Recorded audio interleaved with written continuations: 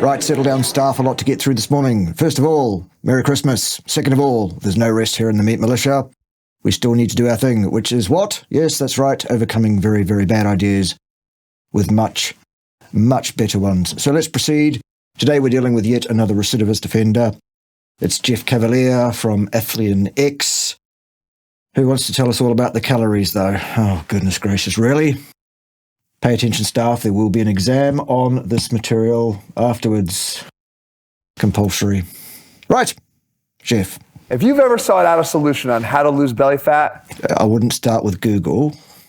And been left disappointed after trying and failing at what you were told to do, don't beat yourself up, because it's not your fault. It's not your fault, staff. There it is. That's the typical approach to try and engage in psychological warfare with the audience by means of getting them on side by saying, I really do understand, it's not your fault. Actually, you've been given bad advice. What's up, guys? Jeff Cavalier, AthleanX.com. If losing belly fat is your goal and only goal, and we'll talk about why later on that may not be the best advice. Cool finger pin. Well, I'm going to show you exactly how to do this. And every single time, it's going to come down to nutrition. Why? Because you simply cannot out-train a bad diet. That is correct. Nutrition, crucial. You cannot outrun a bad diet. Great, Jeff. You're on track. You're doing well. Will it last, staff?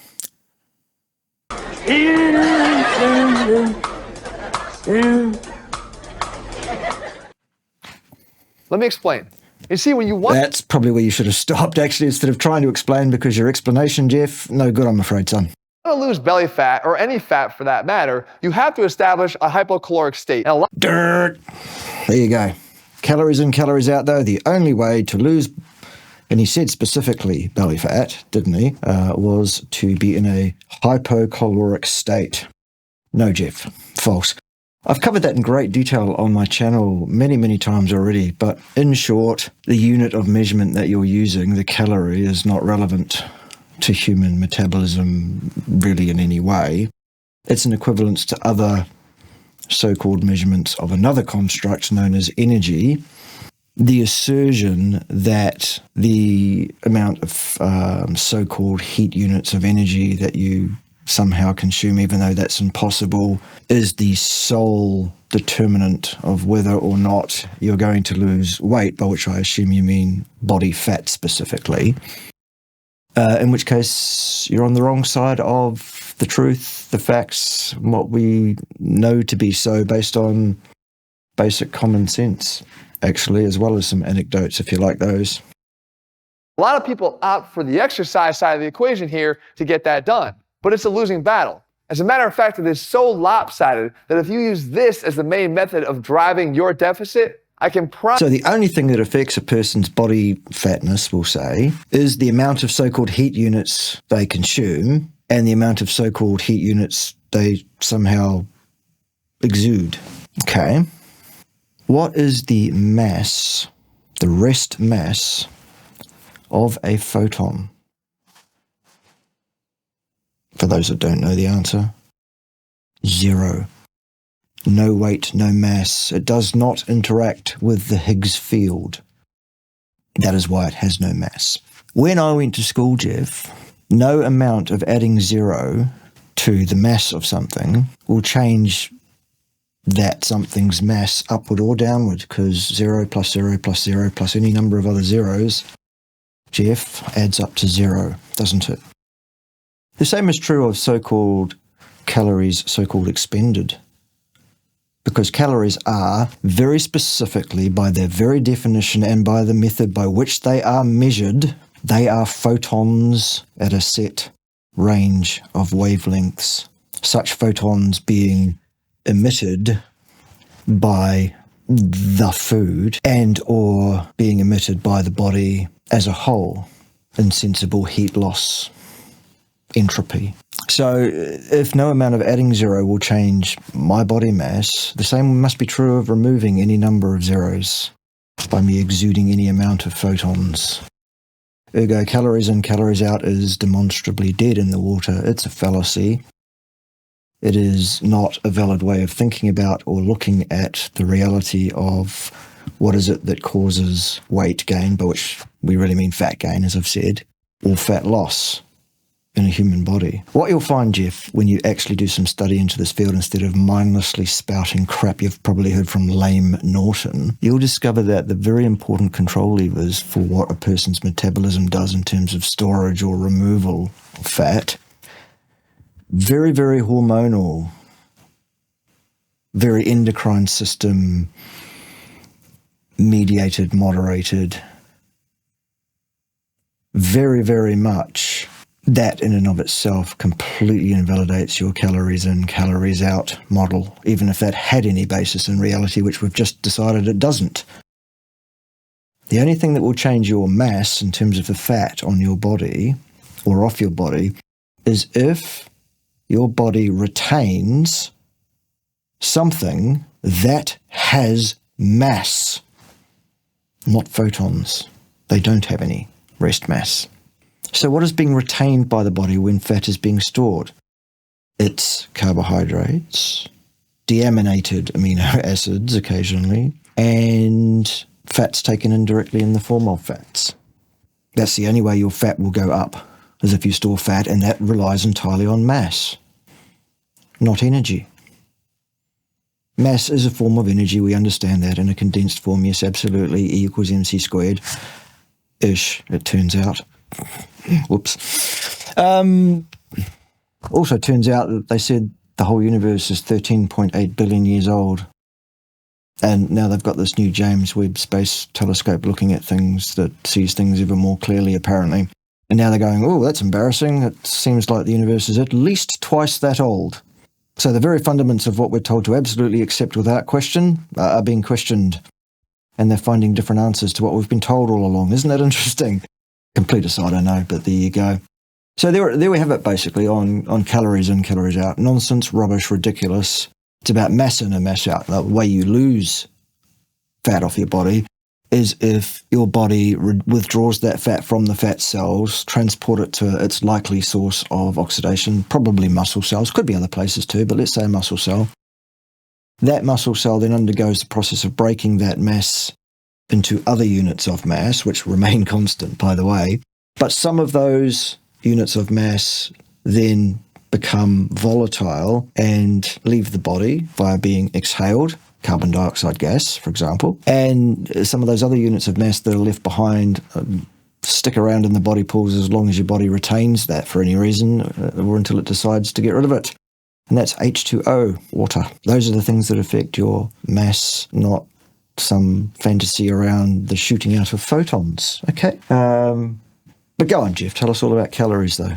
I promise you that you'll be left disappointed, and here's why. These are some pretty popular exercises. Walking, jogging, maybe even sprinting, or something as insane. We've just decided and agreed, Jeff, that you can't outrun a bad diet, and there's no point really expecting to use exercise as a meaningful way to reduce your body fat in the absence of controlling your diet and optimizing it for your species. Same as burpees. But if you look at the caloric deficit that these will create, walking is just... You cannot create a caloric deficit, Jeff. Your body temperature will remain steadfastly within a very small range of values in terms of degrees Celsius or Fahrenheit. Calories are heat entropy. Nothing else. They are defined as such. They are measured as such. Your body does not get into a deficit in this regard because it has homeostatic mechanisms that prevent it from so doing. That's why your body temperature is constant. Look that word up, Jeff. Homeostasis. It's the word for the week. Staff, homeostasis. Good. What's next? 4 calories per minute, 10 calories here for jogging. Sprinting is pretty damn good at 20. Estimates, these are, of a fundamentally flawed concept of no value in this situation in any practical way, based on some gas analysis, some actual exchange of matter with an error, because these things have an error. Right. 21 calories per minute. And the burpee, a good bodyweight exercise you could do anywhere, is 12 calories. The problem is there's a trade-off. Sustainability versus the impact of that calorie burn. So right. Self-discipline to exercise vastly above what you should. The trade-off, the payoff of the negative potential health outcomes associated with over-exercising. the psychological damage of believing this calories in, calories out idea, adhering to its principle, at least in exercising too much, and then not understanding why it doesn't work. When you look at these lower end calorie options, 4 and 10, sure, you can sustain those for longer periods of time, but even if you walked for an hour, you're only burning 264 calories.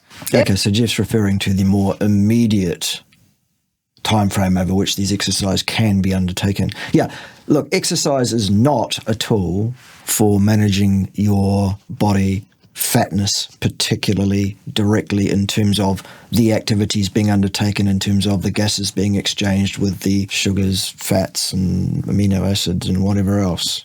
If you were able to do a lot of sprinting or a lot of burpees, you could burn that all the way up to 1,278 calories. No, you can't burn calories, Jeff, because calories cannot be burned. Calories are heat energy in the form of photons. Like, can you set a photon on fire is the question, because that's what burning is. Or at least, can you oxidize a photon? No, because a photon will not react chemically with oxygen. This is basic physics and chemistry. Or 705 calories respectively. But guess what? You ain't doing that. Nobody's doing this long of those two activities. So guess what happens? You go for your walk and you burn. You get really, really hungry from the exercise that you did undertake, and then you go, oh, I'm really hungry now because I've exercised, so I'm going to overeat. And then you justify that by saying, I've done all this exercise. And probably what most people eat contains a large amount of carbohydrate, which is absolutely the last thing in the world a person should eat, just about. The last thing a person should eat in the world, by the way, is industrial seed oils, polyunsaturated fatty acids of the N6 variety, mostly are the problematic ones.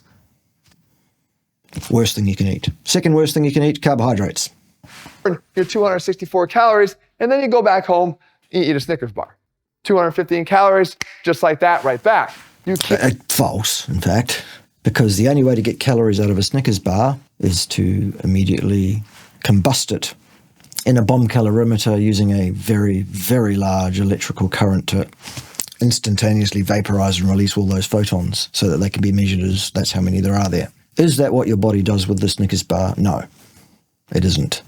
The effect of that Snickers bar on decisions made by that person's metabolism as to how to gear itself in the following period are largely endocrine, hormonal, and second hormonal messenger-like pathways. Nothing to do with the amount of photons that you might be able to release from that if you burned it immediately. The analogy is completely useless to the workings of a human body. Human bodies do not follow the first law of thermodynamics, precisely because by definition, by operational definition that is, a human body is not subject to the first law of thermodynamics, in that it is an open thermodynamic system.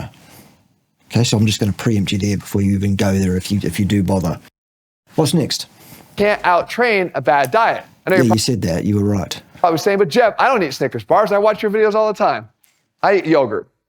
And you eat 220 calories. No, you don't. You can't eat calories, Jeff, because calories are photons of light, which because of the fact that they have no rest mass, means, by definition, that they cannot be brought to rest, i.e. you can't entrap these things.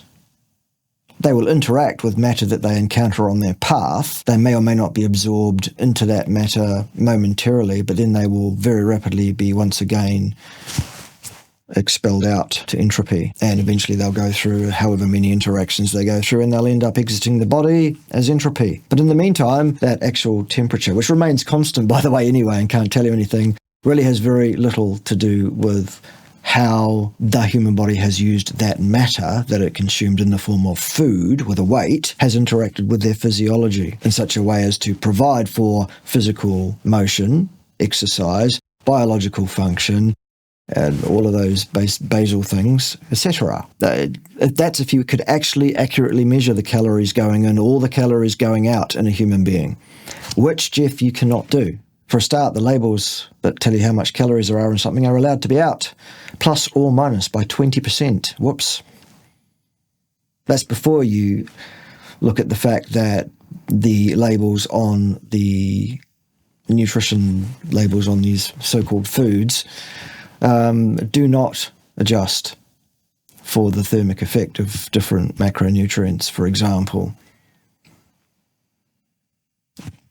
So you can't get a gauge of how many of those are going in, even remotely close, let alone how are you going to measure how many calories a person is actually spending if you don't have a laboratory, several PhDs and several $1 million worth of kit to work this stuff out. So forget this calories in, calories out idea, or counting calories, or recording how many calories you're consuming, so-called, or anything like that. Because the primary thing that determines what your body does and where it ends up is hormonal, endocrine, not energetically based. Right? What's next? Wow. Of this particular yogurt with fruit on the bottom. And see, that's the issue when it comes to nutrition, guys. It's very challenging for two reasons. Number one, it's tricky. Things like this trip people up all the time. You look at something as simple as yogurt, and you realize that this version of yogurt has 80 calories, a plain Greek yogurt from Chobani, whereas this one from Chobani, with a flip, is 180 calories. Neither is any such thing, in fact.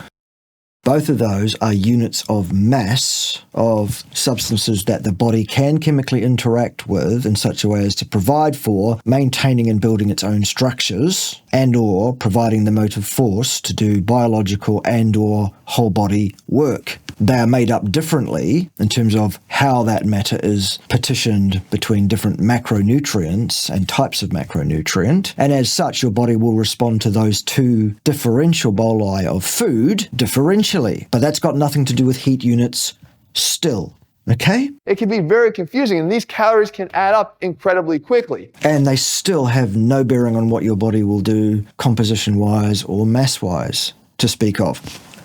The only way to use this calories idea to have any predictable, meaningful effect on a person's outcome over time is to tell them to so undercut their food intake by such a large margin to get rid of all of this error, to be sure that this will work for that person, that they're actually telling that person to eat not enough food, and insufficiency syndromes begin to happen.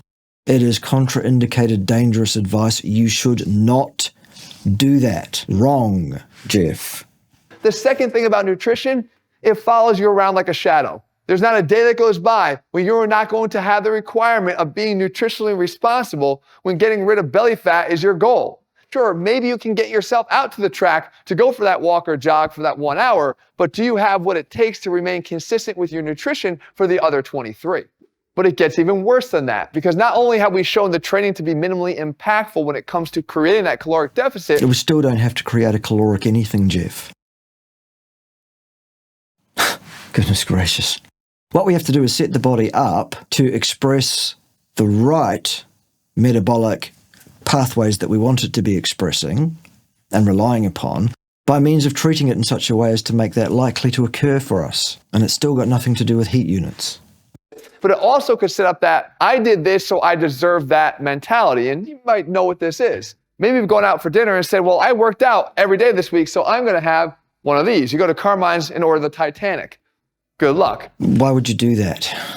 Why would anyone do that? You've just eaten 1 million calories, or at least... No, you haven't. Even if there really were 1 million in that thing, which I doubt, you still haven't eaten any calories because your body cannot bring those photons to rest. They will escape that person's body. That's what Jesse told me it had in it. And scarily, he may not be that far off. The problem is, if you adopt this mentality, you're relegating nutrition to second place. Nutrition needs to occupy spots 1 through 10 when it comes to creating the deficit. You still don't need to create a deficit of heat units, Jeff. Still. You burn fat with exercise coming in afterwards. You need to set your inflammasome, your endocrine system, your hormonal systems on the right path to encourage you to release fat from your fat cells and oxidize it for energy, thus returning yourself to your ideal body composition as determined genetically. Guess what? People say it's genetic, I'm big boned, whatever that means. Or my family's just fat, so I'm done for. No. Sure, fatness runs in families. So do behaviors, Jeff, don't they? Okay? What's next? And even if you do treat this as, let's say, a cheat meal, Well, what happens when the cheat meal becomes a cheat day, and the cheat day becomes a cheat week, and the cheat week becomes, I'll get back to caring about my nutrition later on, but I will continue to go to the gym to make me feel like I'm actually doing something. It's not the right approach. Look, agreed, Jeff, absolutely. People should not be doing that. If you did have the right approach, and you said, when I go out, I'm going to try to make healthier choices. Is this a healthier choice, Jeff, than what we've just seen? And if so, how would you justify that other than it being a smaller serving of so-called food? Nothing in there looks much like food to me though, Jeff. That all looks like plant slop. Are there any animal-based products in there at all other than potentially in the sauce? Maybe? Let's find out. I can't wait to find out how this is healthy. I'll choose something with chicken in it. Pasta carbonara. Okay, so this has got chicken in it, has it? I don't see any chicken. Chicken from Cheesecake Factory, one of my favorite places to eat, by the way. Oh, right, so it's a paid promotion. Okay, well, whoopee-doo. This is healthy because he's paid to tell you it's healthy.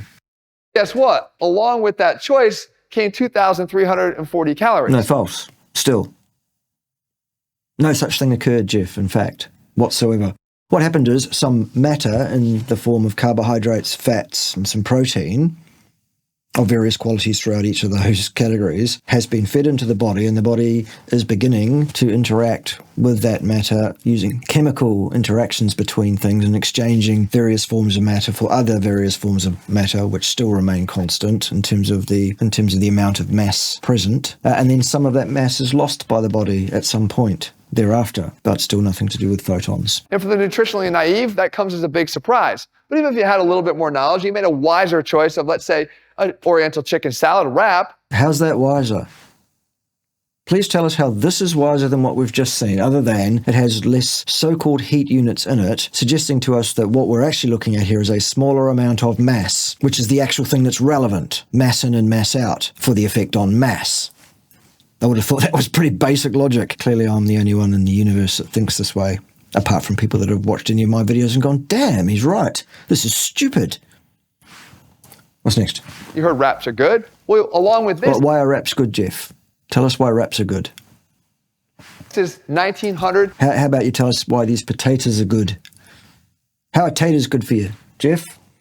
What about the breading on that fairly fake-looking chicken breast there, and that green stuff, and the other cabbagey red stuff, whatever the hell else is in there? Tell us how all of that's good for us, please. Should we wait for that? And 10 calories. You can completely undo, not just a walk around the park, but completely undo a week's worth of walks around the park by making one bad decision. You could, but that would still not be determined by the number of heat units that might theoretically be released from that bolus of matter should you immediately burn it. Because that's not what we're doing. Still. So it becomes readily apparent that some level of education about this is... oh, Jeff, you kill me. Oh, Jeff, yes, some level of education. All right. Oh, yes, all right. It's going to be what saves you from these bad choices. Let me ask you a question. If your poor eating has led to not just an accumulation of belly fat, but maybe the need to be on medication for the diabetes that has happened as a result of your poor nutrition, would you actually care about the medication you're putting in your body? Likely, yes. You probably read about every single side effect that could possibly happen from taking it. Do you think that people do that, Jeff? People who are diabetic and who are told to take this drug, the other drug, or whatever else drug. Do you think they really do that? I don't. Because I'll tell you what, the uptake would be a lot less if they did, wouldn't it? But what I'm asking you to do is start earlier than that. Start caring about every single thing that you put in your body. Yes, in terms of its makeup, have it made from the right sort of matter, the kind of matter that you are biologically designed by at least the last 5 million years of positive and negative selection pressures to, we have a niche. We are a specialist animal just like any others. We are obligate hyper-carnivores, Jeff. What we need to take in is the muscle meat and associated fat of large ruminant animals, plus or minus butter, clarified or otherwise, other forms of dairy on a case-by-case basis depending on whether the person does well on those or not, and the same goes for eggs.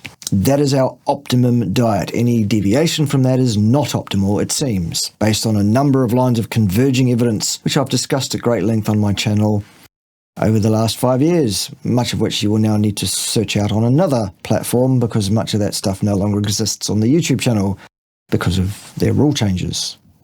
Whatever.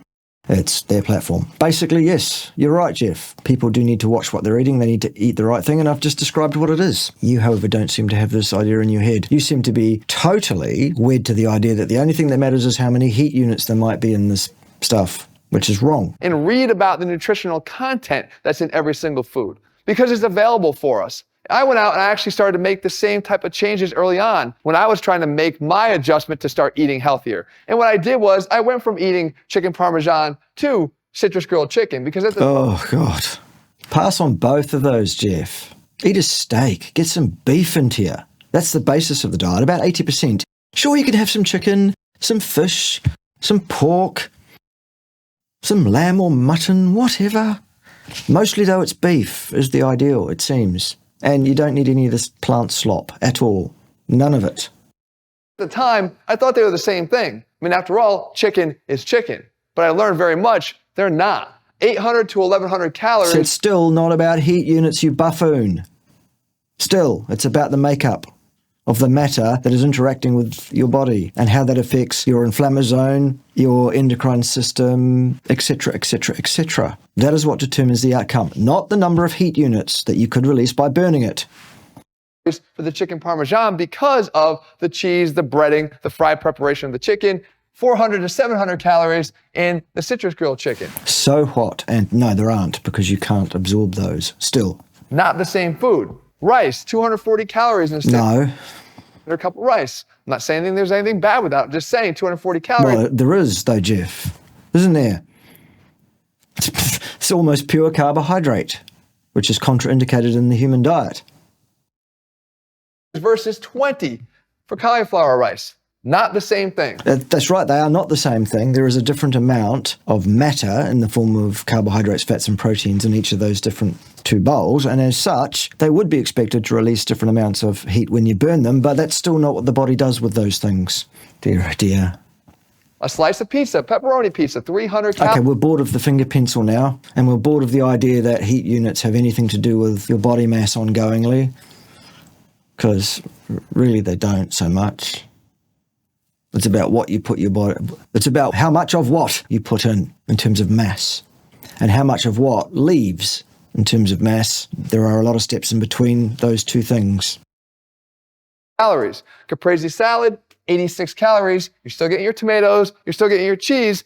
Not the same thing. We know that, Jeff, we get it.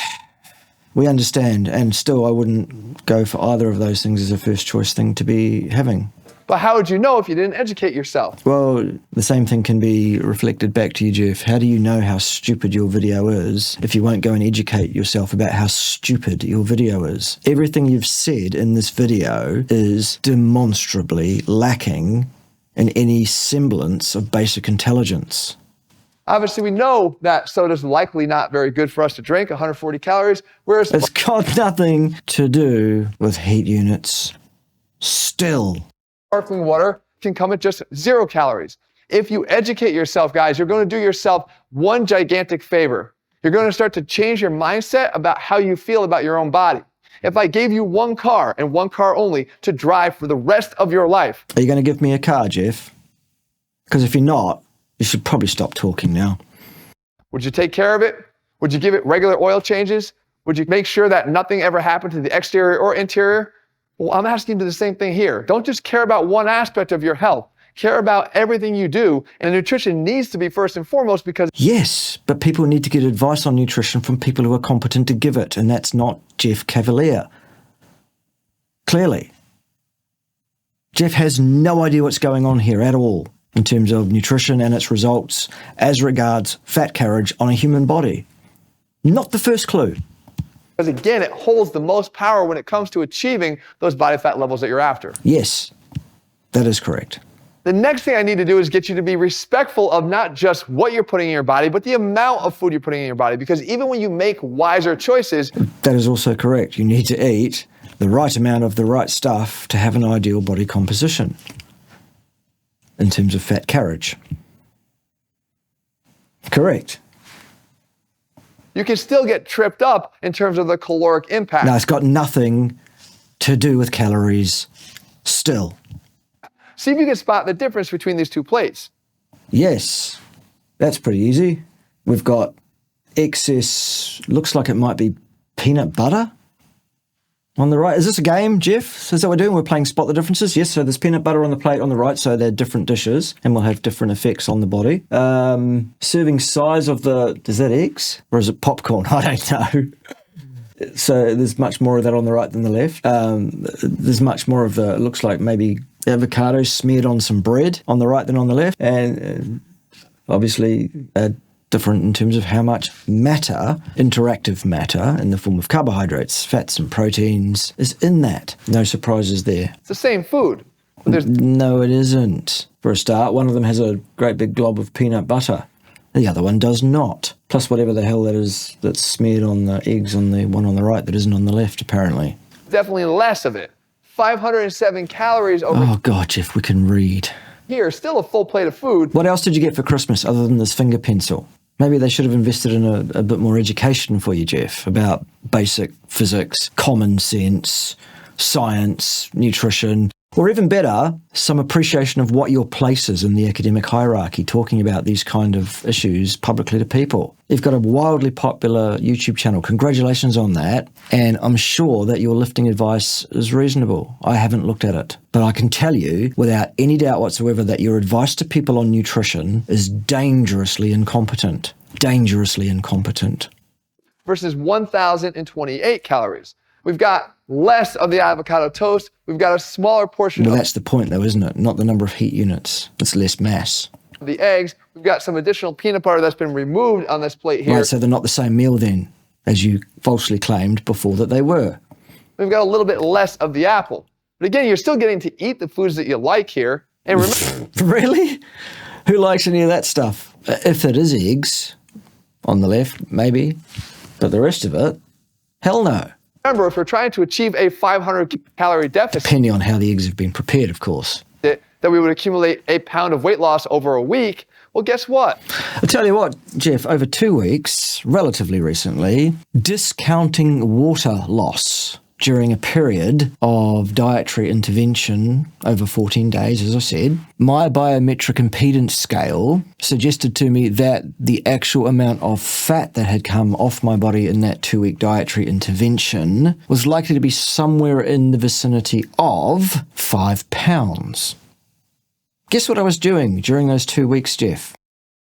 I was consuming so-called 6 to 6,500 calories per day every day for 14 days, instead of the usual 1,800 or so that I take in at baseline. Please explain. So we wait for that. Goodness, it's almost as if your idea about heat units affecting your body mass somehow is all wrong, Jeff. And your advice is therefore, Jeff, all wrong. That's what it seems like to me. Others can comment otherwise on my channel, should they see fit. Of course, my channel isn't a free speech zone. We have policies on hate speech. Now, let me define hate speech for those that don't understand. Here on my channel, where I'm the arbiter of truth, justice, and everything else, hate speech is defined as anyone who disagrees with me. No, I'm kidding. But only a little bit. You have to do it respectfully. That's not so hard, is it? Even though I behave disrespectfully myself on my own channel, that doesn't actually invite you being disrespectful to me. I don't have to put up with it. I know it's a double standard and I couldn't give a fuck. What's next? We're doing it right here. We're throwing that away by simply eating too much of what is, in this case, a good thing. But it doesn't, well, which thing's a good thing there, Jeff? Which one? Doesn't end there. Oh my God, seriously? I think we get the point though, Jeff. We understand what you're trying to say to us. And absolutely, eating the right amount of the right stuff is the good approach. However, you're suggesting things here on the screen as being good things to consume. It's just the amount that you're consuming that's wrong is what you're saying. And you're wrong, Jeff, because these are not good meals to be having. Not good meals to be having at all. These are dreadful meals. Dreadful, dreadful, dreadful. Still have things like even for dessert or treats. 472 calories here. Yes, we get it. For fuck's sake, son. 899 calories here. I'm not saying don't eat the chocolate. I'm saying eat a hell of a lot less chocolate. I'm looking forward to a break over Christmas, New Year. But it can get even trickier than this, which is why it's so important for us to be able to detect these differences. 800 calories on this plate, 300. Okay, do you have anything of any value whatsoever to say in your video at any point, Jeff? Because not so far. Mindless, ridiculous repetition of the same fallacious idea over and over and over again is not going to affect the facts. Not one jot. 80 calories, less than half the amount on this plate. What's the difference? It looks like the The same amount of matter present and its makeup in terms of what's the difference physiologically in those two. amount of food. But I can tell you the food composition is different. This plate is comprised mostly of pasta, while here they've introduced mushrooms, broccoli florets, red peppers, a lot more vegetables, half the amount of pasta. Again, a filling plate here, but less caloric and in the pursuit of... What absolute rubbish. Complete rubbish. There is still less matter on the right than on the left, because the matter on the right is typically more water-laden. Goodness gracious. Getting you to lower body fat levels, a better option. And so now at this point, let's say you followed my advice and you've lost that belly. Why would we follow your advice, Jeff? Why would we do that? Based on what you've said, you're the last person in the world, just about, that I would seek advice on nutrition matters for. Fat by focusing on improving your nutrition and becoming aware of But you don't know how to do that, Jeff, clearly. everything you put in your body. Well, how do you make it permanent? Well, anything becomes permanent if you mean habitually by repeating it every day for 21 days, apparently. Interestingly, is this decision right here that takes it beyond just belly fat and at the same time ensures that you can keep it off for good. Because I believe we shouldn't just focus on just our belly. Why not focus on the whole? You can't spot reduce fat. Anyway, Jeff, there is no methodology that would allow you to do so. Goodness gracious, do you know anything about physiology at all? If you start to include the exercise and training in the game plan, you're going to find two things happen. Number one, you'll build a much better body. Because if you just follow a plan that helps you Depends how you define better, Jeff. to lose weight, you might wind up looking skinny fat, and nobody wants that. But if you include weight training in the equation, you're now going to start building metabolically active tissue. Yes, some weight training is indicated. Having just a little bit of excess body mass over the genetic set point, I guess, is a good thing to a level. But you very, very quickly can get to a point where over-musculature occurs, mostly for men, this is an issue. Not entirely, but mostly for men. And then there are actual physiological problems associated with that, and decrements in things like lifespan and health span seem to be associated with those kind of things. So again, partial information without full context, Jeff. Not so good, son. That's not only going to make you look better and more muscular, but it's But actually more muscular is not necessarily better, Jeff. More is better, more is better, more is better, and even more is even better than that? No. going to help you to be more forgiving in your long-term approach to nutrition, because Forgiving? What the purple fuck does that mean? all that additional muscle tissue will actually demand more calories at rest. No, it won't demand any calories at all, Jeff. It will demand matter, interactive matter, in the form of carbohydrates, fats, or deaminated amino acid. Basically, sometimes alcohol can feed in there. The metabolites of all of those things can be fed in at various points as well, like, for example, your monocarboxylates, such as lactate, that kind of stuff. You know, gluconeogenesis can occur from glycerol backbones, for example, and a couple of the gluconeogenic amino acids, all of that. How does a guy like this get an audience size that he's got when he's so clearly so destitute of any actual real expertise, at least in the field of nutrition? What makes people think that if they're successful in one field, that they are suddenly an expert in every field? What on earth causes that? Tell us, Jeff. It's going to help you to burn more calories even when No, you're not going to burn any calories still, because you can't burn calories, and calories are irrelevant to your weight. you're doing nothing at all. at the same time including some of that less calorie impactful conditioning. Oh boy, this is so boring, isn't it, kids? So boring. Is going to do one other gigantic thing for you, and that is improve your heart health. Again, now you're an expert in cardiac health as well, are you, Jeff? No, son, you are not. I am. So pull your head in. The three things which I absolutely am highly educated and qualified to speak about are the physiology of rest and exercise, broadly, human nutrition, and cardiovascular pathophysiology. All overarched, of course, with an expertise in research design, statistical calculation and inference, etc. I'm a well-published scientific author in another life before I decided to be a bloke who dresses up in a military uniform and runs a thing called the Meat Militia. So please, son, please. For more than just your belly, start focusing on the big picture. Doing conditioning, doing weight training, and of course caring about your nutrition is going to lead to a much better overall result than just having... Depends. You need to get all the aspects of those things right, Jeff. And as such, people should not listen to Jeff for advice on that, because at least one of those things, nutrition, Jeff has not got right. A belly that's flat. And two final points that I think are going to help you immeasurably are two that have helped me a great deal. And that is, first of all, throwing out the myth that you can't eat after 6 o'clock. Guys, I regularly eat at 10:30, 11, even 11:30 at night. There is no negative side effect of consuming your calories. You're not consuming calories still, you're consuming matter. A later time in the day, as some would have you to believe. As long as at the end of the day, the amount of calories you consume... You can't consume calories still. You're not consuming any calories at all, none. ...are less than what it is that you're burning, then you are going to lose fat. So don't let that... No, because you've just said calories in, calories out, though, which is demonstrably false. Still, Jeff. So still, no, Jeff, no points at all, Jeff. 1,000,000 points off for giving people bad, dangerous, contraindicated, and stupid advice. ...trip you up to the point where you can't establish a meal plan that you can follow. And the second thing... Meat and dissociated fat. Meat meaning muscle meat, plus or minus butter and other forms of dairy, plus or minus eggs. Salt to taste, water for your beverage, rinse and repeat. There's your meal plan forever. Ideally, you'll probably embellish. Most people do at some point.